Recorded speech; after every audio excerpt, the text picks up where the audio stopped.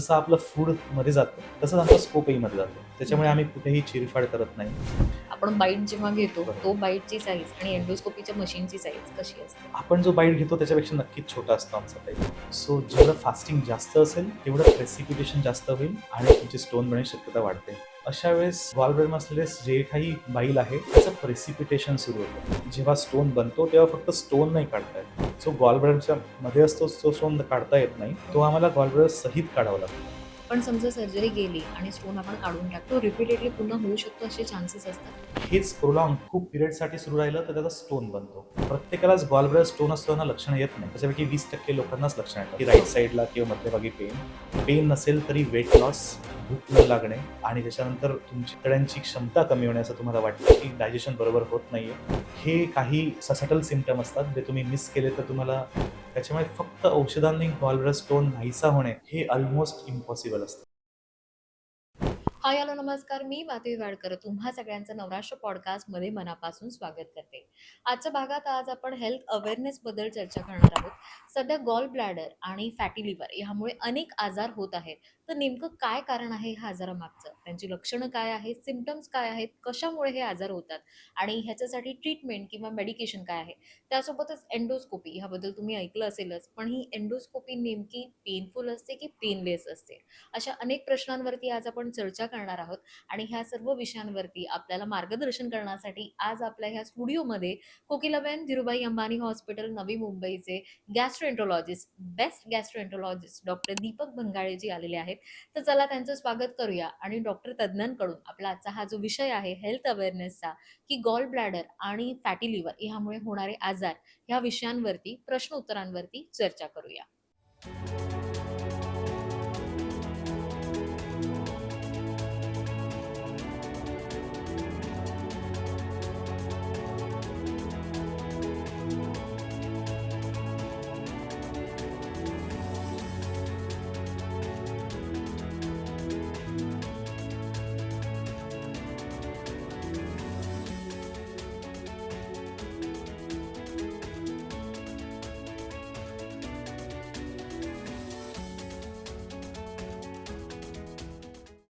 Doctor नमस्कार. सगळ्यात आधी तुमचं मी नवभारत नवराष्ट्राचे आपल्या स्टुडिओमध्ये स्वागत करते. आणि आज मी तुम्हाला डॉक्टरांना प्रश्न विचारते, कसे आहात तुम्ही? थँक्यू. पहिले तुमचे आभार आहेत की मला थँक्यू. बोलवलं आणि मी अगदी छान आणि आज खूप छान दिवस आहे की आपण येस. डिस्कस करूया येस, खूप हेल्थ छान बद्दल. असे वेगळे टॉपिक मी काढलेले आहेत. म्हणजे सगळ्यात महत्त्वाचं म्हणजे हे जे काही प्रश्न आहेत ते डेली रुटीनमधले आहेत किंवा एक अवेअरनेससाठी आहेत, की कॉमनली आम्हाला सगळ्यांना पेशंट्सलाच असं मी नाही म्हणेन, पण एक जनरल आमच्या डोक्यामध्ये नॉन मेडिकल बॅकग्राऊंडमध्ये आमच्या डोक्यात विचार हे चालू असतात, की हे का होतं, हे कशामुळे होतं, ह्याचे नेमके सिम्पटम्स काय. तर असेच काही टॉपिक आहेत, त्यातले म्हणजे गॉल ब्लॅडर, त्यानंतर फॅटी लिव्हर जो सध्या फार एक आपण बघतोय सगळीकडे चाललेला आहे, आणि एंडोस्कोपी ह्या विषयावरती आज आपण संवाद साधूया आणि चर्चा करूया. नक्कीच. सुरुवात करते डॉक्टर मी गॉल ब्लॅडर ह्या विषयापासून. किडनी, लिव्हर हे सगळे काही आम्हाला ऑर्गन्स माहिती आहे, पण हा गॉल ब्लॅडर हे काय, कुठे असतो हा ऑर्गन, ह्या गॉल ब्लॅडर बद्दल मला थोडक्यात तुमच्याकडनं ऐकायला आवडेल. आणि आता सध्या आपण जर बघितलं तर गॉल ब्लॅडर बद्दलचे आजार सुद्धा मोठ्या प्रमाणावर होत आहेत, तर ते का होत आहेत? तर गॉल ब्लॅडर हं. हा एक देवाने दिलेला अवयव आहे. तो लिव्हरशी खूप जवळ निगडीत आहे ओके. आणि हा एक पार्ट आहे बाईल सिस्टीम, ज्याला अच्छा. पित्ताची संरचना म्हणतात, त्याच्यातला एक भाग आहे. ही जी पिशवी असते गॉलब्लॅडरची पिशवी, ही पित्त संरचनेमध्ये एक काम करते. ते म्हणजे पित्त साठवून ठेवणे अच्छा. आणि जेव्हा गरज लागेल तेव्हा त्याचं बाहेर अवेलेबिलिटी एक्झिट आपण ठेवणे करणं, बरोबर. आणि तेव्हा इंटेस्टाईनमध्ये रिलीज करणे. ओके. तर मूळ पित्त बनवणे हे गॉलब्लॅडरचं काम नाही, अच्छा. हे लिव्हरचं काम आहे. आणि लिव्हरमध्ये खूप साऱ्या पित्तनलिका असतात, ज्याला बाईल डक्ट्स म्हणतो आम्ही. आणि त्या पित्तनलिकांचं जाळं एका सिस्टीममधून एका नळीमध्ये येतं. त्याला मूळ पित्ताशयाची नळी म्हणतो. ती मेन बाईल डक्ट. आणि ह्या बाईल डक्टचं सिक्रिशन्स गॉल ब्लॅडरमध्ये टेम्पररी साठवलं जातं. आणि जेव्हा आपण खाऊ किंवा आपल्याला असं वाटेल इंटेस्टाईनला की आता अन्न आहे आपल्याकडे आणि आपल्याला पचवायचं आहे, तेव्हा हे गॉल ब्लॅडर कॉम्प्रेस होतं आणि हे बाईल बाहेर येऊन पित्ताशयाच्या नळीत परत जाऊन ते आतड्यांमध्ये एंट्री घेतं. आणि याच्यामुळेच आपलं डायजेशन्स म्हणजे डायजेशनची सिस्टीम वर्क करते. म्हणजे इन थोडक्यात सांगायला गेलं तर आपण जे काही खातोय किंवा जे पित्त रिलीज होतंय, सो ते साठवण्याचं काम गॉल ब्लॅडर करतोय, हो, राइट? टेम्पररी. Temporary yes. साठवण्याचं काम. पण मग ह्याच्या रिलेटेड आजार कोणते कोणते असतात? आता ही जी सिस्टीम असते ही खूप छान चाललेली सिस्टीम असते. याच्यामध्ये आपण 2 वेळा खाऊ, 3 वेळा खाऊ दिवसातून, तेव्हा गॉलब्लॅडर कॉम्प्रेस होईल, बाईल एक्सक्रीट करेल आणि डायजेशन होईल. पण काही लोकांची लाईफस्टाईल ही खराब होते आणि त्याच्यामुळे गॉलब्लॅडरची ही जी मूव्हमेंट असते ही नॉर्मलपेक्षा ॲबनॉर्मल होते. म्हणजे ते कॉम्प्रेस होऊ शकत नाही. ओके. काहींचं फास्टिंग डे टाईममध्ये खूप वेळ फास्टिंग होतं आणि नाईट टाईमला ओव्हर इटिंग होतं. सो दॅट ब्रिंग्स सिस्टीम की त्याच्यामध्ये गॉलब्लॅडर कॉम्प्रेस होत नाही भरपूर वेळेसाठी. अशा वेळेस गॉलब्लॅडर असलेले जे काही बाईल आहे त्याचं प्रेसिपिटेशन सुरू होतं ओके. आणि ते रेतीसारखा सबस्टन्स, त्याला आम्ही स्लज म्हणतो, असं बनवतं आधी. आणि हेच प्रोलॉंग खूप पिरियडसाठी सुरू राहिलं तर त्याचा स्टोन बनतो, या रेतीचा स्टोन बनतो. आणि मग त्याच्यामुळे गॉलब्लॅडर स्टोन ही मोस्ट कॉमन जी समस्या आहे ती होते. समस्या आहे. याच्या व्यतिरिक्त पण स्त्रियांमध्ये इस्ट्रोजेन हा हॉर्मोन स्ट्रॉंग असतो, त्याच्यामुळे ही प्रोसेस लवकर होते. त्याच्यामुळे त्यांना त्यांच्या बाईलमध्ये कोलेस्टेरॉलचं प्रमाण मेलपेक्षा जास्त असतं आणि त्याच्यामुळे ही प्रेसिपिटेशनची प्रोसेस फास्ट असते आणि त्यामुळे स्लज आणि स्टोन लवकर बनतात. ओके. म्हणून म्हणून कंपॅरेटिव्ह पुरुषांपेक्षा स्त्रियांमध्ये स्त्रियांमध्ये जास्त असतात हो. गॉलब्लॅडरचे स्टोन्स आणि त्याच्या रिलेटेड आजार. स्टोन सोडूनही गॉलब्लॅडरमध्ये खूप काही असतं. त्याच्यामधले आजारांमध्ये असतं की पॉलिप म्हणजे एक गाठ तयार होते. आता गाठ म्हटलं म्हणजे कॅन्सरच असते असं नाही. ती प्री कॅन्सरस पण असू शकते किंवा बेनाईन पण असू शकते, म्हणजे त्याला कॅन्सरची संभावनाच नाही. तर ही गाठ जर असेल तर सोनोग्राफी आपण आजकाल वर्षातून हो. एकदा टेस्ट करतो, बरोबर. फुल बॉडी चेकअप ज्याला म्हणतात. त्याच्यामध्ये इन्सिडेंटली फाइंड आउट होतात आणि पेशंट काळजीत पडतो की माझ्या गॉलब्लॅडरमध्ये गाठ आहे. तर ती गाठ म्हणजे कॅन्सरच असतो असं नाही. त्याचे काही क्रायटेरिया असतात, त्याच्यामुळेच तो कॅन्सर आहे की नाही ते आम्हाला कळतं आणि त्याच्यानुसारच आपण पुढे जातो. म्हणून प्रत्येक गाठ ही कॅन्सरची नसते ओके. आणि तो आजारही नसतो कधी. आम्ही त्याला ऑब्झर्वेशनमध्ये ठेवतो आणि पुढचं ट्रीटमेंट देतो. तिसरं आहे की कॅन्सर इटसेल्फ. ज्यांनी दुर्लक्ष केलंय, त्यांना गॉलब्लॅडरमध्ये स्टोन आहे, त्यांनी चेक नाही केलं किंवा त्यांनी सर्जरी नाही केली किंवा त्यांनी ट्रीटमेंट नाही घेतली प्रॉपरली, त्यांची लाईफस्टाईल सेम सुरू आहे, ओबेसिटी असेल, यांना कॅन्सरची रिस्क वाढते. ओके. म्हणून गॉलब्लॅडरचे कॅन्सरही तेवढेच कॉमन आहे. आता हे आले प्रायमरी आजार. याच्यानंतर गॉलब्लॅडर स्टोनमुळे होणारे कॉम्प्लिकेशन्स, ओके. तेही आजारांमध्ये पकडले जातात. म्हणजे मला माहीतच नाही की मला गॉलब्लॅडर स्टोन होता, कारण मी कधीच माझी सोनोग्राफी केली नाही. मला कोणतंही लक्षण नव्हतं. बरोबर. पण एकाएकी मला पेन सुरू झाला आणि मला डॉक्टरांनी सांगितलं की गॉलब्लॅडरमध्ये सूज आहे. पण आपल्याला सिम्प्टम्स काही असू शकतात का, की हे कॉमनली छोटे-छोटे सिम्प्टम्स आहे, की जे कुठेतरी आपल्याला इंडिकेट करतात, की तुमच्या गॉल ब्लॅडरमध्ये काहीतरी बरोबर. बिघडलंय? सो खाल्ल्यावर एकदम फुलनेस वाटणे ओके. किंवा खाल्ल्यावर पेन होणे, अच्छा. ते पण राईट साईडला किंवा मध्यभागी, पोटाच्या वरच्या अच्छा. भागात. खाल्ल्यानंतर आपल्याला राइट खाल्ल्यानंतर साइडला राईट किंवा साईडला किंवा मध्यभागी मध्यभागी पेन होणे. पेन होणं.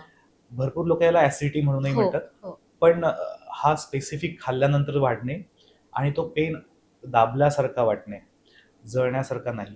तर त्याला आपण गॉलब्लॅडरचा पेन म्हणू शकतो. तो थोडा जास्त वेळ राहतो आणि तो येतो आणि जातो. तो मागे पाठीकडेही रेडिएट होऊ शकतो, म्हणजे पाठीला येऊ शकतो. आपला जो स्कॅपुला ज्याला म्हणतो आम्ही, बरोबर, शोल्डर, बरोबर. तिथपर्यंत रेडिएट होऊ शकतो. ओके. सो हे लक्षणं येऊ शकतात. प्रत्येकालाच गॉलब्लॅडर स्टोन असताना लक्षणं येत नाही. अच्छा. त्याच्यापैकी 20% लोकांनाच लक्षणं येतात. पण ही लक्षणं गॉल ब्लॅडर स्टोनची आहेत. Yes, गॉलब्लॅडर okay. स्टोन असून त्याच्यामध्ये सूज आली तर हे लक्षणं येऊ शकतात. येऊ शकतात. जर सूज नसेल, कोणतंही हे नाही, तर स्टोनमुळे फक्त लक्षणाचे प्रमाण खूप कमी आहे. 100%पैकी 20% लोकांना येतात. ओके. आणि लक्षणं ज्यांना येतात त्यांना मग सोनोग्राफी आम्ही सांगतो आणि चेक करतो की गॉलब्लॅडरचे आजार आहेत की नाही.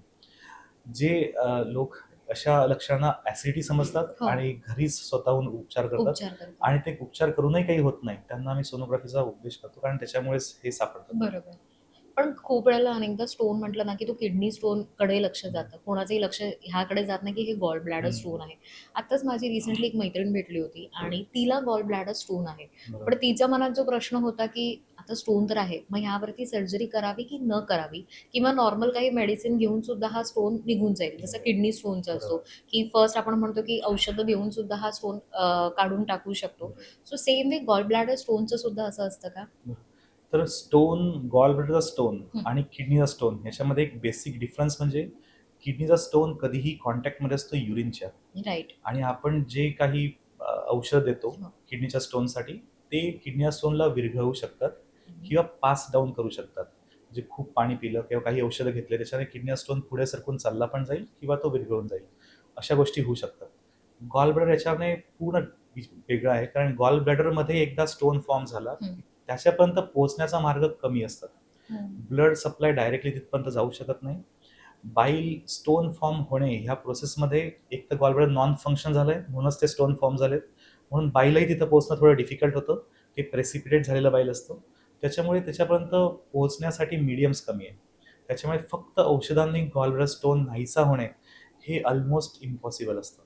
आणि ह्या अडचणीमुळेच आम्हाला गॉल ब्लॅडरच्यासाठी सर्जरी किंवा एंडोस्कोपी प्रोसिजर किंवा काहीतरी दुसरे उपचार करावे लागतात. आणि हा मेकॅनिकल प्रॉब्लेम होऊन जातो की गॉल ब्लॅडरमध्ये स्टोन आहे. हो. तो स्टोन तिथंच राहत नाही. तो कधी-कधी गॉल ब्लॅडर कॉम्प्रेस झाल्यावर तो सटकून त्यांच्या नळीतही अडकतो आणि त्या नळीत अडकलेला स्टोन हा बाकीचे आजार सुरू करतो. गॉल ब्लॅडरची सूज येणे, लिव्हरला सूज येणे, जॉन्डिस होणे, फीव्हर येणे, तिथं इन्फेक्शन होणे ह्या गोष्टी सुरू होतात.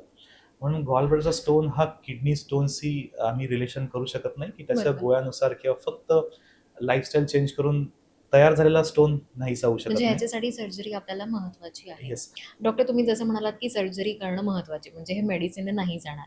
सो ही सर्जरी कशा पद्धतीची असते? तर आधी सर्जरी करण्याच्या आधी आम्ही सर्जरीसाठी एलिजिबल आहे की नाही कॅन्डिडेट ते ओके. बघतो. यंग पर्सन ज्यांना खूप छोटे स्टोन आहेत आणि ते फक्त इयरली जे चेकअप असतं त्याच्या दौरान सापडलेत, तेव्हा त्यांना काही लक्षण नाही, कोणताही त्याच्यामुळे कॉम्प्लिकेशन नाही किंवा त्यांना कोणताही दुसरा आजार नाही, जसं डायबिटीस आणि बाकीचे मेटाबॉलिक सिंड्रोम. तर याच्यामध्ये आम्ही वेट करण्याचा संदेश देतो, की ते यंग आहेत, अजून वेळ आहे त्यांना. तर अशा वेळेस आम्ही सर्जरी ॲडवाईस लगेच करत नाही. पण का, म्हणजे वेट का करावं? मग तो स्टोन काय होणार समजा वेट केलं तर? आम्ही त्यांना लाईफस्टाईल चेंजेस करून आणि गोळ्या देऊन, काही वेळा ओके. गोळ्या देऊन त्यांचं फॉर्मेशन ऑफ स्टोन स्लो करतो किंवा बंद करू शकतो. ओके. पण जे फॉर्म झाले ते आम्ही घालवू नाही शकत. त्याच्यामुळे आम्ही एक क्रायटेरिया आहे आम्हाला, की त्याच्यामध्ये आम्ही जाईल तर सर्जरी करावीच लागेल. त्याच्यामध्ये स्टोनची साईज ही 2 सेंटीमीटरपेक्षा जास्त असेल हं. किंवा यांना ॲनिमिया असेल, जो हिमोलायटिक ॲनिमिया म्हणतो त्याच्याबरोबर स्टोन असेल. यांना दुसरे आजार म्हणजे डायबिटीस असेल किंवा डायबिटीस रिलेटेड बाकीचे आजार, अनकॉम्प्लिकेटेड डायबिटीज किंवा कॉम्प्लिकेटेड डायबिटीज या दोन्हींमध्ये आम्हाला सर्जरी करणे ॲडवायझेबल आहे. हे सोडून ओके. कोणतीही कोमॉर्बिडिटीज नाही आणि त्यांना फॅमिली हिस्ट्रीही नाही. त्यावेळेस आम्ही लाईफस्टाईल चेंजेसला जास्त फोकस करतो ओके. आणि त्याचं ॲडवाईस करतो. त्यांना फॉलोअपमध्ये ठेवतो आणि त्यांचे स्टोन्स वाढत नाहीये किंवा त्यांना काही कॉम्प्लिकेशन होत नाही ते बघतो. एक स्टेज अशी येते जेव्हा त्यांना पेन होईल किंवा हे होईल त्यावेळेस आपण सर्जरीचा ॲडवाईस करूच. पण यंग एजमध्ये आम्ही ह्या वेळेस अव्हॉइड करू शकतो. काही सर्जरी. प्रश्न जसं मी यंग लोकांबरोबर बोललो तसंच बरोबर. Old age. हां. ओल्ड एजमध्ये काही लोकं सर्जरीसाठी फिट नाहीत. बरोबर. मग त्यांना गरज जरी असली तरी सर्जरी करता येत नाही. अशा वेळेस आपण एंडोस्कोपिक प्रोसिजर किंवा परक्युटनस प्रोसिजर याच्याने गॉलब्लॅडरचे आजार आपण हँडल करतो. तेव्हा आपल्याला एक अडचण असते की आपण कोणत्याही प्रकारे फिटनेसला हात लावू नये किंवा कोणतीही ॲनास्थेशिया त्यांना सूट होणार नाही. तेव्हा आम्ही मिनिमम इन्व्हेसिव्ह ज्याला आपण एंडोस्कोपी म्हणतो त्याच्याने आपण ट्रीट करू शकतो. असे कॅन्डिडेटला ट्रीट करणं भाग आहे. म्हणजे एंडोस्कोपी बद्दल तर मी तुम्हाला पुढे विचारणारच आहे, पण त्याआधी मला एक विचारायचं होतं की समजा गॉल ब्लॅडर स्टोन आणि सध्या आपण जे बघतो की गॉल ब्लॅडरच्या रिलेटेड कॅन्सरच्या ज्या केसेस वाढत आहेत, तर हा कशामुळे होतोय? इथे काही असे रेड फ्लॅग्स आहेत का? काही वेळा आमच्याकडे पेशंट येतो, गॉलब्लॅडर स्टोन असतो. आम्ही त्यांना ॲडवाईस करतो. जो आमच्या क्रायटेरियामध्ये हं. आहे सर्जरीसाठी त्यांना ॲडवाईस केलं की तुम्ही गॉलब्लॅडर काढून टाकाल. पण ते फॉलो नाही करत for the financial reason, social reason और पर्सनल रिझन की मला नाही होत आहे बाबा, ही सर्जरी नाही करणार. अशा वेळेस जर त्यांनी नाही सांगितलं आणि खूप वर्ष दुर्लक्ष केलं की गॉलब्लॅडरचा आजार आहे, तेव्हा गॉलब्लॅडर स्टोनच्या आजारामध्ये कॅन्सर होण्याची शक्यता आहे. गॉलब्लॅडर पॉलिपही कॅन्सरमध्ये वाढण्याची शक्यता असते. त्याच्यामुळे अनचेक्ड गॉलब्लॅडरचे आजार हे कॅन्सरकडे जाऊ शकतात. सो ओल्ड एजमध्ये आपण बोललोच की ज्यांना सर्जरी नाही अवेलेबल त्यांना बरोबर. एंडोस्कोपी आपण ॲडवाईस करू शकतो आणि त्यामुळे ट्रीटमेंट करू शकतो. खूप लोकं गॉलब्लॅडर स्टोन किंवा गॉलब्लॅडर पॉलिप यांच्याकडे दुर्लक्ष करतात. बरोबर. डॉक्टरांचा ॲडवाईस ऐकत नाही किंवा त्यांना माहीतच नसतो असं काही आहे, कारण ते इयरली चेकअप करत नाही. जे जनरली 30 वर्षानंतर प्रत्येकाने एकदा सोनोग्राफी आणि त्याच्यानुसार पुढचे फॉलोअप घ्यायला हवे. जे आपल्या हेल्थ पॅकेजमध्ये असतंच. पण असं नाही केल्यामुळे तुम्हाला पुढे जाऊन कॅन्सर होण्याची शक्यता आहे. त्याच्यामध्ये रेड फ्लॅग साईन कोणते आहेत? हां, रेड फ्लॅग्स तर आहेत. पेन मी जसं सांगितलं की राइट हो. साइडला किंवा मध्यभागी पेन. पेन नसेल तरी वेट लॉस, ओके. भूक न लागणे आणि त्याच्यानंतर तुमच्या आतड्यांची क्षमता कमी होणे असं तुम्हाला वाटतं की डायजेशन बरोबर होत नाहीये. हे काही सटल सिम्पटम असतात जे तुम्ही मिस केले तर तुम्हाला हे होईल. कोणत्याही आतड्यांशी असलेलं सिम्पटम जर वाढत असेल आणि त्याच्याकडे दुर्लक्ष होत असेल तर तुम्ही जरूर डॉक्टरांना भेटा. बिलकुल. किंवा याच्या आधी तुम्हाला गॉलब्लॅडर स्टोनची हिस्ट्री आहे, ओके. पॉलिप काहीतरी लिहिलेलं आहे आणि तुम्ही याच्याकडे दुर्लक्ष करतात, तेवढं करू नये. तुम्हाला कॅन्सरसारखे आजारही हे अवॉइड करता होणार येऊ नाही. शकतात. तुम्ही लाईफस्टाईल म्हणाला होतात, कारण प्रत्येक गोष्टीमध्ये मला असं कळालं, की लाईफस्टाईल खूप इम्पॅक्ट करतं आणि आपलं खाणं, डाएट, आपल्या सवयी. आजकाल आपण बघतो, की अनेक वेगवेगळे डाएटचे प्लॅन आहेत. म्हणजे 9 तास किंवा 12 तास ते लोकं डाएट करत नाही, काहीच जेवत नाही आणि त्यानंतर ते लोकं जेवण वगैरे करतात किंवा दिवसातून एकदाच जेवण केलं बरोबर. जातं. सो हे डाएट प्लॅनसुद्धा कुठेतरी ह्याला आमंत्रण देत आहेत का ह्या आजाराला? येस. तर याच्यामध्ये असं आहे, की आपण जेव्हा फास्टिंग करतो, बरोबर, तेव्हा फास्टिंग. गॉलब्लॅडरचा वापर होत नाही. नाही, बरोबर. Gallbladder is expanded and it is filled with the bile. सो जेवढं फास्टिंग जास्त असेल, तेवढं प्रेसिपिटेशन जास्त होईल आणि तुमची स्टोन बनण्याची शक्यता वाढते. म्हणून prolong fasting is a reason for, म्हणजे ते गॉलब्लॅडरचा स्टोनचा एक रिझन आहे. ओके. याच्या व्यतिरिक्त तुम्ही खूप जोरात वेट लॉस करायचा विचार केला आणि एकाएकी 4 ते 5 किलो वेट लॉस केला एका महिन्यातच, तर हे एकदम केलेलं वेट लॉसही तुमच्या लिव्हरवर लोड पाडतं आणि त्याच्यामध्ये बाईलमध्ये कोलेस्ट्रॉल वाढतं. कारण त्याला पंप आउट करायचं असतं कोलेस्ट्रॉल आणि ते बाईलमधलं कोलेस्ट्रॉल प्रेसिपिटेशनसाठी कारणीभूत आहे आणि त्याच्याने स्टोन बनतात. ओके. सो एकाएकी केलेलं वेट लॉस आणि खूप जास्त फास्टिंग हे दोन्ही तुम्हाला त्रास देऊ शकतात. म्हणून केव्हाही तुम्हाला वेट लॉस करायचं असेल तर अंडर ऑब्झर्वेशन करा. ते स्लो, ग्रॅज्युअल आणि पर्सिस्टंट हवं आणि त्याच्या वेळेस तुम्हाला खाण्यामध्ये खूप सारा फास्टिंगचा पिरियड नाही ठेवायचा. आजकाल इंटरमिटंट हो, फास्टिंगचं वेड आहे, हो. पण ते एकाएकी सुरू करू नये. ते डॉक्टरांच्या सल्ल्यानेच करावं. कारण काही लोकांना गॉलब्लॅडरचे स्टोन फॉर्म होण्याची शक्यता जास्त असते. अशा लोकांना आम्ही इंटरमिटंट फास्टिंग थोडंसं नाही करायला लावत किंवा त्यांना स्लोली, ग्रॅज्युअली त्या लेव्हलपर्यंत घेऊन जातो. विथ द ऑब्झर्वेशन की विथ त्यांना स्टोन ऑब्झर्वेशन फॉर्म होत आहे नाहीयेत. की नाही. तर ह्या गोष्टी त्यांनी लक्षात तुम्ही ठेवायला जसं हव्यात. म्हणालात, की काही जणांना ते गॉलब्लॅडर स्टोन फॉर्म होण्याची शक्यता जास्ती असते. पण हे जण म्हणजे हे कोण, की ज्यांना पित्ताचा त्रास आहे ते, की बरोबर. आपण जे तत्व म्हणतो पित्त, वात, कफ. सो ह्यातले असे काही आहे, की ज्यांनी ही काळजी घ्यायला पाहिजे, की त्यांना हे स्टोन्स होऊ शकतात. आता पित्त म्हणजेच बाईल. तर राइट. पित्ताचा त्रास आहेच. बरोबर. त्याच्यामुळेच हा गॉलब्लॅडर स्टोन फॉर्म होतोय. ज्या लोकांना त्यांच्या फॅमिलीमध्ये गॉलब्लॅडर स्टोनची हिस्ट्री आहे, म्हणजे आई-बाबांना गॉलब्लॅडर स्टोनची सर्जरी फॅमिली झाली आहे. हिस्ट्री आहे. Okay. Family history of diabetes, family history of uric ॲसिडचे प्रॉब्लेम, त्यांना हायपरटेन्शन असे काही आजार आहेत, जे आम्ही लाईफस्टाईल आजार म्हणतो किंवा क्रोनिक आजार म्हणतो. यांना आम्ही एका कॅटेगरीमध्ये मिळतो, ते मेटाबॉलिक सिंड्रोम. म्हणजे ओबेसिटी असेल किंवा गॉलब्लॅडर स्टोनची हिस्ट्री असेल. ह्या मेटाबॉलिक सिंड्रोममधले जे लोकं असतात, त्यांना आम्ही गॉलब्लॅडरकडे जास्त लक्ष द्या असं सांगतो आणि यांना खूप प्रॉबिलिटी असते गॉलब्लॅडरमध्ये स्टोन फॉर्म होण्याची. हा जो मेटाबॉलिक सिंड्रोमचा स्पेक्ट्रम आहे, हाच कारणीभूत असतो गॉलब्लॅडरचे स्टोन फॉर्म करायला. आणि हे जे स्टोन फॉर्म होतात, याचा अर्थ तुमचं मेटाबॉलिक हेल्थ खराब आहे, हाही एक पार्ट असू शकतो आणि ते क्रॉस चेक करायला हवं. म्हणजे माझ्याकडे कधी गॉलब्लॅडर स्टोन घेऊन पेशंट आला, तर त्यांचं लिपिड प्रोफाईल, त्यांचं BMI, त्यांच्या आई-वडिलांची हिस्ट्री, त्यांना कोणते दुसरे आजार आहेत का, युरिक ॲसिड किंवा जॉइंट पेन वगैरे, ओके. हे सगळं बघावं लागतं. आणि जर हे आजार असतील तर यांनाही पॅरलल ट्रीट करावं लागतं. आणि ओके. फक्त गॉलब्लॅडर स्टोनला ट्रीट करून, सर्जरी करून मोकळं होऊन जाणे हे त्रास नाही. तो एकसंध म्हणजे एकच त्रास नाही, हा जुडलेला त्रास आहे पूर्ण शरीराच्या मेटाबॉलिझमशी. ओके. जर तुम्हाला शॉर्टकटमध्ये सांगायचं म्हटलं तर ज्यांना गॉलब्लॅडर स्टोन असतात किंवा ज्यांना हं. हिस्ट्री असते, ही सिग्निफिकंट हिस्ट्री होते आमच्या मेटाबॉलिक हेल्थच्या पॅरामीटरमध्ये, की त्यांना मेटाबॉलिक हेल्थचे प्रॉब्लेम भविष्यात येतात. जसं की ओके. डायबिटीज डेव्हलप होईल किंवा त्यांना पहिले डायबिटीज असेल आणि मग गॉलब्लॅडर स्टोन फॉर्म झाले, असंही होऊ शकतं. पण समजा सर्जरी गेली आणि स्टोन आपण काढून टाकला, तर तो रिपीटेडली पुन्हा होऊ शकतो असे चान्सेस असतात? जेव्हा गॉलब्लॅडरच राहिला नाही तेव्हा स्टोन होण्याची शक्यता कमी होते. बरोबर. पण गॉलब्लॅडर स्टोन सोडूनही भरपूर कॉम्प्लिकेशन होऊ शकतात. मूळ म्हणजे लाईफस्टाईल जर तशीच राहिली, तुम्ही तशीच जगत राहिले, तर आतड्यांना फरक पडणारच. तुमचं मेटाबॉलिझम खराब आहे म्हणून बाईलचं फॉर्मेशन, बाईलचं ॲक्टिव्हिटी ते कमी होईल. तुमच्या इंटेस्टाईनची ॲक्टिव्हिटी कमी होईल आणि डायजेशनचा प्रॉब्लेम सुरू होतील. त्याच्यामुळे हे ॲडवायजेबल असतं की गॉलब्लॅडर सर्जरी तर कराच, पण तुमच्या लाईफस्टाईलमध्ये पण खूप सारे चेंजेस करा आणि त्याला फॉलोअप घ्या. तुम्ही आता म्हणालात की गॉल ब्लॅडर राहिलाच नाही. म्हणजे गॉल ब्लॅडर रिमूव्ह करतात? गॉलब्लॅडर सर्जरी म्हणजे गॉलब्लॅडर रिमूव्ह करणे झाले. ओके. आता जेव्हा स्टोन बनतो तेव्हा फक्त स्टोन नाही काढता येत. अच्छा. जो गॉलब्लॅडरच्या मध्ये असतो तो स्टोन काढता येत नाही. तो बरोबर. आम्हाला गॉलब्लॅडर सहित काढावा लागतो. पण मग गॉल ब्लॅडरच जर रिमूव्ह केलं, तर मग त्याचं जे काम आहे, त्याचं जे फंक्शन आहे, ते कसं काम होतं? जेव्हा गॉलब्लॅडर स्टोन फॉर्म व्हायला लागतात, हं. तेव्हा आम्ही गॉलब्लॅडरला नॉन फंक्शनल गॉलब्लॅडर म्हणून लेबल करतो. ते ओके. फंक्शनलच नाही, त्या गोष्टीला आपण काढू शकतो. आणि आपलं लिव्हर सक्षम आहे कंटिन्युअस बाईल सपोर्टसाठी. आता असं आहे की जर घरामध्ये 24 तास पाणी तर टाकीचा रोलच नाही. तशाच लेव्हलला आपण त्यांना हो. ॲडवाइजही करतो पुढे लाईफस्टाईलमध्ये कसं फॉलो करायचं ज्याच्यामुळे त्यांना त्रास होणार नाही. म्हणजे त्यांनी लाईफस्टाईल मेंटेन करणं फक्त मेंटेन करणं महत्वाचं खूप आहे. गरजेचं आहे. तसं. त्याच्यामध्ये फॅटी फूड म्हणजे ज्याच्यामध्ये ऑइल आहे, फ्राईड, आउटसाइड फूड हे टाळावं लागतं. आणि जर तुम्ही पहिल्याच्या सवयी तशा असतील तर बदलावं लागतात.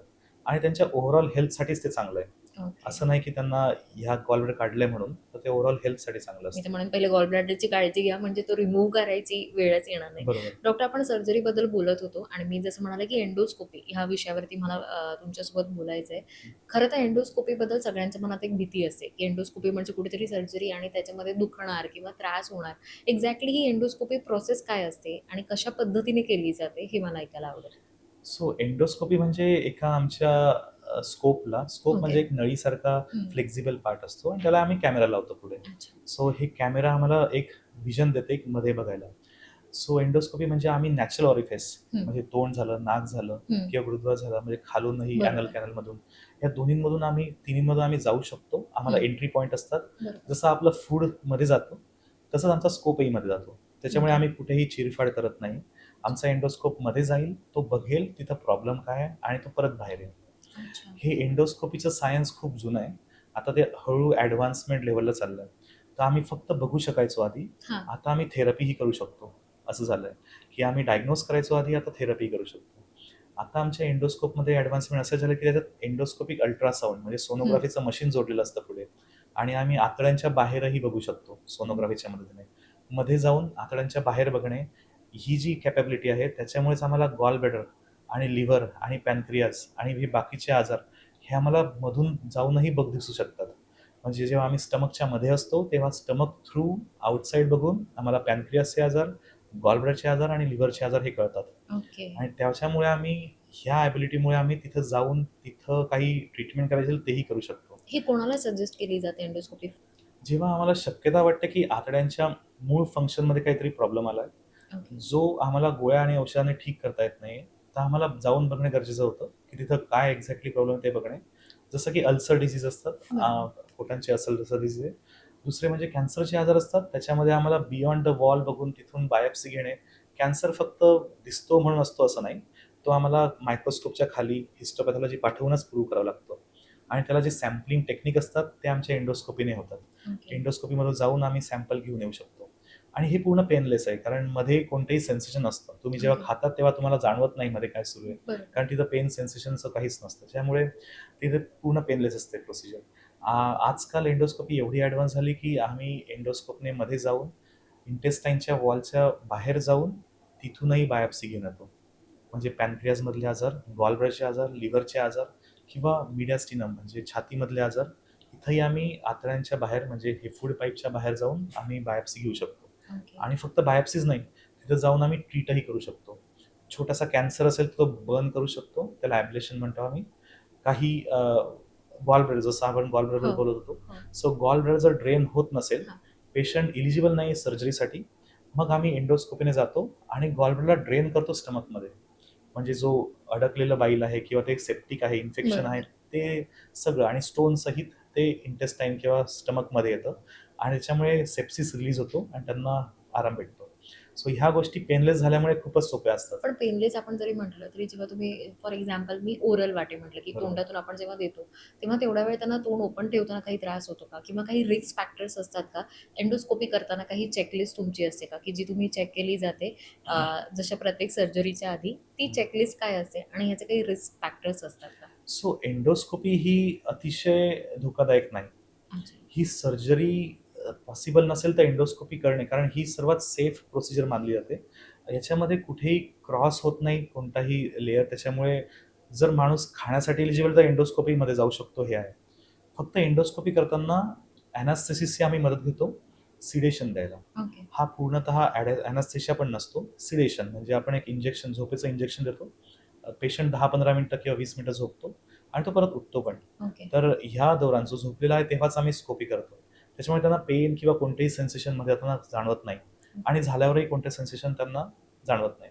सो ह्या गोष्टींमुळे एंडोस्कोपीमध्ये डिस्कम्फर्ट नावाची गोष्ट नाही. फक्त चेकलिस्टमध्ये आम्हाला काही ब्लड रिपोर्ट्स आम्ही बघतो. जर मोठे आजार असतील खूप की त्यांना एंडोस्कोपी ही पॉसिबल नाही, अशा वेळेस म्हणजे जे हार्टचे प्रॉब्लेम आहेत, सिव्हिअर हार्ट फेल्युअर किंवा पेशंट व्हेंटिलेटरवर आहे, तर अशा वेळेस एंडोस्कोपी करताना फिटनेस लेवल थोडीशी आम्हाला वरती आणावी लागते आणि मग एंडोस्कोपी करू शकतो. तरीही जगातल्या सगळ्या प्रोसिजर बघितल्या गेल्या तर एंडोस्कोपी खूप सेफ आहे. तरी आज भीती का वाटते एंडोस्कोपी बद्दल? म्हणजे तुमच्याकडे अनेक पेशंट विचारत असतील. काय मोस्टली कॉमन त्यांचे प्रश्न किंवा भीतीदायक काय असतात असं? मोस्टली हे एक इनेट भीती असते जन्मतःच, की आपल्या तोंडातून काहीतरी पाईप जाईल, काहीच. त्याच्यामुळे त्यांना वाटतं की काहीतरी अडकल्यासारखं होईल आणि हं, आम्हाला हं. त्रास होईल. त्यांना ते खरं तर शुद्धीवर नसतात जेव्हा त्यांचा पाईप जाईल, असंही आम्ही सिडेशनमध्ये एंडोस्कोपी करतो.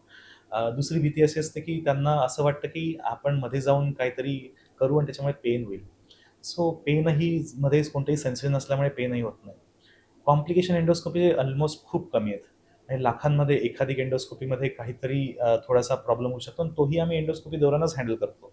तोही इतका छोटा असतो की त्यांना जाणवत नाही पेशंटला.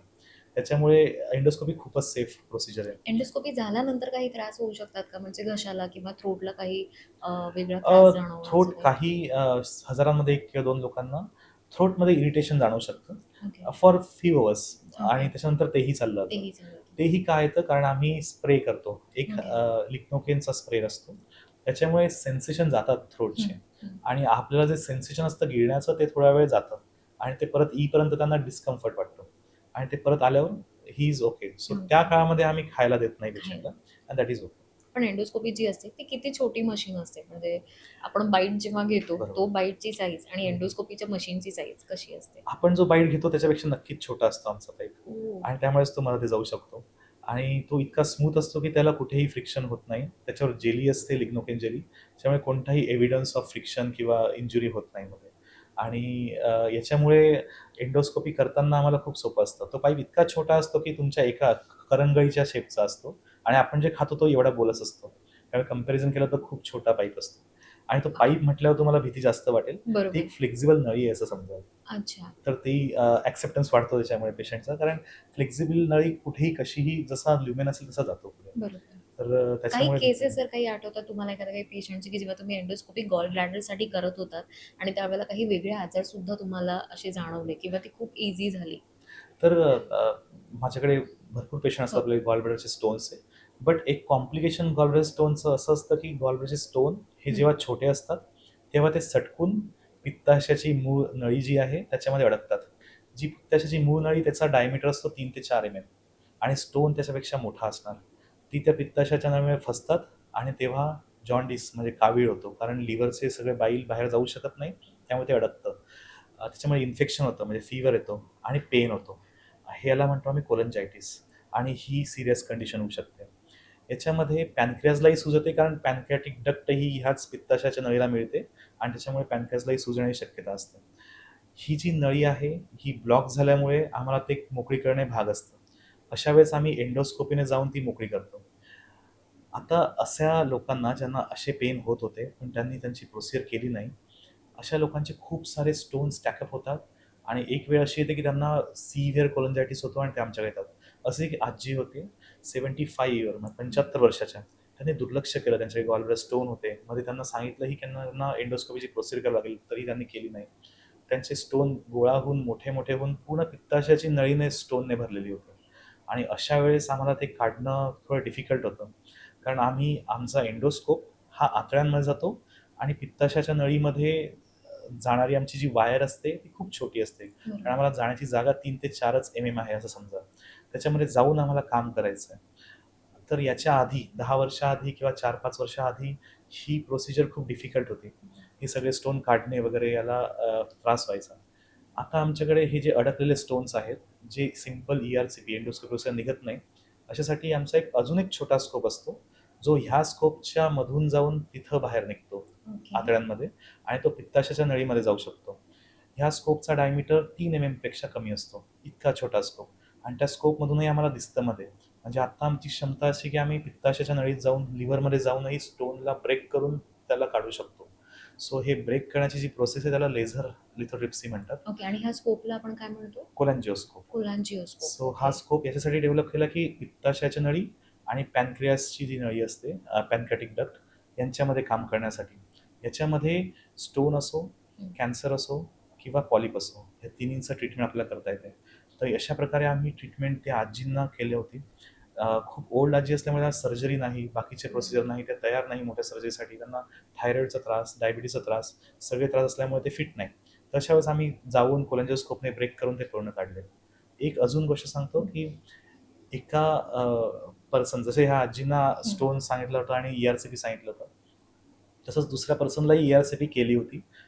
त्या व्यक्तीने ERCP केली खरी. ERCPचं फुल फॉर्म ERC म्हणजे एंडोस्कोपीने आम्ही पॅनक्रियाटिक डक्टमध्ये गाईड वायर पास करून बलूनने ते सगळे स्टोन काढतो. तिथं कोलॅंजिओस्कोप नसतो. ही ट्रेडिशनल मेथड आहे स्टोन काढण्यासाठी. पण काही स्टोन मोठे असतात, ते ह्या प्रोसिजर नाही निघत, म्हणून कोलॅंजिओस्कोपी लागते. तर भरपूर लोकांना ज्यांना ERCP सांगितलेत, त्यांनी ERCP केली, ज्यांना डॉक्टरांनी सांगितलं, पण याच्यानंतर फॉलोअपच नाही केला. तर ERCP करताना डॉक्टर कधीही डक्ट ओपन ठेवण्यासाठी प्लास्टिकचा स्टेंट टाकतो आणि नंतर गॉलब्लॅडरचं सर्जरी करून घ्या असं सांगतो, कारण ह्या स्टोनचा मूळ आजार तर गॉलब्लॅडरमध्येच आहे, त्यामुळे गॉलब्लॅडर काढणं गरजेचं आहे. आणि गॉलब्लॅडर काढल्यावर परत हा स्टेंट काढणं भाग आहे. अशा वेळेस लोक गॉलब्लॅडर सर्जरी करत नाही किंवा केल्यावर परत फॉलोअप घेत नाही आणि हा स्टेंट काढत नाही. अशाच केसेस आमच्याकडे भरपूर येतात, ज्या स्टेंट अडकलेत आणि ते 10 वर्षापासून आहे. खरं तर हे प्लास्टिक स्टेंट 3 महिन्यात निघायला हवेत, पण ते अडकलेले असतात. पेशंट गावाला गेलेला असतो, गावाला विसरून जातो की मला आजार आहे, कारण त्याला लक्षणं नाही. जेव्हा लक्षण येतं तेव्हा तो येतो, तेव्हा हा जो स्टेंट हा पूर्ण स्टोनमध्ये बदललेला असतो किंवा स्टोनमध्ये अडकलेला असतो. याला काढण्यासाठी खूप डिफिकल्टी असते, आमच्या साध्या प्रोसिजर निघत नाही. मग तेव्हा कोलॅंजिओस्कोपने जाऊन आम्ही तो काढलेले आहेत. हा जो व्यक्तीचा मी रेफरन्स देतो, त्याला 10 वर्ष जुना स्टेंट अडकला होता आणि हा पूर्ण स्टेंट स्टोन बनलेला होता. आणि ज्यांनी पहिले ERCP ची प्रोसिजर केली त्यांनी तो काढण्याचा प्रयत्न केला स्टेंट, पण तो त्यांचा तुटला, चालू स्टेंट तुटला आणि अर्धा स्टेंट वरती होता. अशा स्टेंटला आम्ही कोलॅंजिओस्कोपने मध्ये जाऊन अंडर व्हिजन त्याला ग्रास करून त्याला खाली आणलं. पहिले लेझरने ब्रेक केले स्टोनच्या आजूबाजूचे आणि मग हे स्टेंट खाली आणलं. आणि ही सर्जरी आता ही प्रोसिजर आता पॉसिबल आहे. याच्या आधी अशाच केसेसला सर्जरी करावी लागायची आणि सर्जरी खूप मोठी, म्हणजे पेशंटचं हॉस्पिटल स्टे 10 दिवसापेक्षा जास्त असेल, त्याला महिने महिने त्रास होईल. सर्जरीमध्ये ड्रेन असतील, लिव्हरची नळी डायरेक्ट स्मॉल बाउलला जोडावी लागायची. ह्या मोठ्या मोठ्या सर्जरी कराव्या लागायच्या. आणि आता आता आपण फक्त एंडोस्कोपीने केली आणि नेक्स्ट डेला पेशंट डिस्चार्ज, आणि त्याचा आजारही कमी, त्याचं लक्षण कमी, त्याचा ताप गेला, सगळं गेलं आणि जॉन्डिसही गेलं. तर ही पॉसिबिलिटी आल्यामुळे आता जे ट्रान्झिशन होत आहे नवीन टेक्नॉलॉजी जुन्या टेक्नॉलॉजी म्हणून, तेव्हा आमची नवीन टेक्नॉलॉजी सर्जरी अवॉइड करू शकते. आणि फक्त याच्यासाठीच नाही, अशा भरपूर जरा हे असतं त्याच्यामुळे आम्ही सर्जरी अवॉइड करू शकतो. सो एंडोस्कोपी त्या लेवलला पोहोचलेली आहे. तिसरं म्हणजे की आम्ही आता आतड्यांचे लेयर असतात, म्हणजे एक संध भिंत नसते त्याची, त्याच्यामध्ये लेयर असतात. जसं आपल्या स्किनला डर्मिस, एपिडर्मिस आणि बाकीचे लेयर असतात, तसे आतड्यांनाही 4 लेयर असतात. म्युकोझा, सबम्युकोझा, मसल आणि हे. तर जॅपनीज सायंटिस्टने 2007-2008 या कालखंडात त्यांनी रिसर्च करून असं शोधलं की हे लेयर आपण सेपरेट करू शकतो आणि हे सेपरेट करून त्याच्यामध्ये काम करू शकतो. तर ह्या कॉन्सेप्टला म्हणतात थर्ड स्पेस एंडोस्कोपी. सो आम्ही एंडोस्कोपने मध्ये जाऊन आम्ही ह्या लेयरला सेपरेट करू शकतो आणि याच्यामध्ये काम करू शकतो. याच्यामुळे जी इलिजिबिलिटी जे आम्हाला करता येतं त्या संभावनामध्ये खूप जास्त बदल झाला आहे. जे अर्ली कॅन्सर असतात, म्हणजे आजकाल एंडोस्कोपी खूप कॉमन झाली आहे आणि त्याच्यामुळे कॅन्सर लेट नाही पकडला जात, खूप अर्ली पकडला जातो, जो फक्त आपल्या आतड्यांच्या भिंतीपर्यंतच मर्यादित आहे. तर अशा भिंतीमध्ये आम्ही जनरली स्कोपने जाऊन ती जी पोटेन्शियल स्पेस आहे त्याला ओपन अप करतो आणि तेवढा भाग फक्त काढून टाकतो जिथं कॅन्सर झाला आहे आणि ते पूर्ण हील होतं परत. आणि याच्यामुळे ही ॲबिलिटी आम्हाला भेटली की आम्ही कॅन्सर अर्ली स्टेजमध्ये पूर्ण काढू शकतो. थर्ड स्पेस एंडोस्कोपी याला म्हटलं जातं आणि ती प्रोसिजर असते ESD. याच्या आधी लोकांना सर्जरीज करावं लागतं. अर्लीही भेटला आणि लेटही भेटला तरी सर्जरीज हाच ऑप्शन होता की ऑब्झर्वेशन करून सर्जरी. तर ती सर्जरी आपण अवॉइड करू शकतो. अजून एक प्रोसिजर असते, काही लोकांना गिळायला त्रास होतो आणि गिळताना त्रास होण्यासाठी आम्ही एंडोस्कोपी करतो. भरपूर कारणं असतात गिळायला त्रास होण्यासाठी. एक कारण असं आहे की त्यांचा एक मसल स्ट्रॉंग असतो खालचा आणि त्याच्यामुळे त्यांचं खाणं पोटामध्ये जातच नाही, ते फूड पाईपमध्येच अडकतं आणि त्याला म्हणतो अखेलेसिया कार्डिया. हा जो आजार आहे, ह्या आजारासाठी आधी सर्जरी करावी लागायची, जी पोटाची सर्जरी आणि थोरॅसिक म्हणजे ह्या दोन्हींना त्यांचं ऑपरेशन व्हायचं. तर ते ऑपरेशन आता गरज लागत नाही, कारण मी एंडोस्कोपीनेच ह्या थर्ड स्पेसने जाऊन तो मसल कट करतो जो वाढला आहे आणि परत बंद करून पुढच्या दिवशी पेशंटला डिस्चार्ज करून टाकतो. खरं त्या दिवशी डिस्चार्ज करू शकतो, पण आजकालच्या काळात आम्ही एक दिवस ऑब्झर्वेशन ठेवतो आणि पुढच्या दिवशी करतो. काय सांगाल डॉक्टर, एंडोस्कोपी म्हणजे एक मिरॅकल वाटते मला, कारण अनेक आजारांवरती ते आपल्याला उपचार देऊ शकतात आणि ट्रीटमेंट फार इझी आणि येस. सोपी आहे. सो आता प्रत्येक सर्जरीच्या प्रोसिजरला खरं एंडोस्कोपी पॉसिबल आहे की नाही हा प्रश्न विचारायलाच हवा. आणि एंडोस्कोपी आता तशा ॲडव्हान्समेंटकडे चालली की आम्ही बियॉन्ड द वॉल काम करायला लागलो आहे, की इंटेस्टाईनच्या बाहेरही काम सुरू झालं आहे. बरोबर. त्याच्यापैकीच एक केस म्हणजे अ, एका सर्जनने रेक्टममध्ये प्रोसिजर करताना ओके. जनरली इन्स्ट्रुमेंट फेल्युअर असतातच. आमच्या फील्डमध्ये हो. इन्स्ट्रुमेंट आम्ही नेहमी वापरत असतो. इन्स्ट्रुमेंट फेल्युअर असतात. त्यांनी सुचर घेतला रेक्टममध्ये. रेक्टम म्हणजे शेवटचा भाग राइट, राइट. आतड्यांचा. तिथे त्यांनी सुचर घेतला आणि सुचरची निडल बाहेर आलीच नाही दुसऱ्या साईडने. ती मध्येच अडकली. आता ही अडकलेली निडल बाहेरून तर खेचता येत नाही कारण ती मध्ये गेली आहे. आणि आम्ही जेव्हा स्कॅन केले तेव्हा मला कळलं की आतड्यांच्या बाहेर आहे निडल. मग आता ही काढणे भाग आहे कारण इन्स्ट्रुमेंट फेल्युअर आहे तर आम्हाला ते काढणं भाग आहे. तर लगेच एंडोस्कोप टाकून आम्ही त्याला लोकेट केलं की ती कुठे आहे. जसं मी सोनोग्राफी मशीन सांगितलं आमच्या एंडोस्कोपने, त्याला लोकेट केलं बाहेर कुठे आहे आणि आतड्यांच्या बाहेर जाऊन आम्ही ती निडल काढून आणली. आणि ह्या प्रोसिजरला ही नवीनच झाली, म्हणजे ही जगात कधी झाली नव्हती. बरोबर. तर अशी बाहेर जाऊन सुचर मटेरियल रेक्टमच्या बाहेर जाऊन काढणे ही खूप नवीन प्रोसिजर. अशा नवीन नवीन गरजा आणि त्याचे सोल्युशन आमच्या फील्डमध्ये येत आहेत आणि ते पुढे जात आहेत. म्हणजे काही एरर्स असतील तर ते सुद्धा रेक्टिफाईड तेही होऊ रेक्टिफाय इन द शकतात. Same setting. आणि राइट. पेशंटला समजणार पण नाही बरोबर. की याच्यामध्ये काहीतरी एरर झाला आणि परत झाला. त्यांना नंतर सांगण्यात येतं की असं होतं आणि आम्ही हँडल केलं. पण बरोबर. त्यांना पेन नाही, कॉम्प्लिकेशन नाही, पुढचं काहीच नाही. काहीच नाही. So the complication rate of surgery also म्हणजे कमी होतो आणि त्याच्यामुळे पुढचं आम्हाला सगळंच फायदा होतो पेशंटच्या रिकव्हरीमध्ये. आय थिंक गॉल ब्लॅडरवरती आपण खूप छान अशा चर्चा केलेल्या आहेत, कारण गॉल ब्लॅडर नेमकं काय, त्याच्यामुळे होणारे आजार, त्याचे सिम्पटम्स, कॉजेस आणि इव्हन ट्रीटमेंटबद्दल आपण सुद्धा बोललोय. कॅन्सरपासून ते आपण स्टोनपासून ते कॅन्सरपर्यंत सुद्धा चर्चा केलेली आहे. आणि एंडोस्कोपी माझ्या मते सगळ्या डॉक्टरांसाठी किंवा ह्या मेडिकल फील्डसाठी एक मिरॅकल म्हणेन मी असं. बरोबर. कुठला असा एक अवेअरनेस पॉईंट तुम्हाला आज वाटतो व्ह्युअर्सला गॉल ब्लॅडरबद्दलचा सांगावा? गॉल ब्लॅडरचे आजार खरं तर तुम्ही लक्ष ठेवा तुमच्या गॉल ब्लॅडरकडे. वर्षातून एकदा सोनोग्राफी करणे इज तुमच्या पॅकेजमध्ये असावंच. जर तुम्हाला गॉल ब्लॅडरचे आजार जर सापडले तर त्यांच्यानुसार तुम्हाला डॉक्टरांचा सल्ला घ्या. तुमच्या जीवनशैलीत बदल करा. तुमच्या खाण्यापिण्याच्या टायमिंगमध्ये बदल करा आणि त्याच्यानुसार तुम्हाला आयुष्यामध्ये परत गॉल ब्लॅडरचे आजार वाढू नये किंवा वाढलेले असतील तर त्याला योग्य वेळेस टॅकल करणे, जो एका लेव्हलला जाऊ नये जेव्हा सर्जरी लागेल, हे मी ॲडवाईस करेन. थँक्यू डॉक्टर, तुम्ही इथे आलात आणि ही खूप छान सुंदर अशी आपली चर्चा झाली. त्यासाठी नवभारत नवराष्ट्रकडनं धन्यवाद. थँक्यू.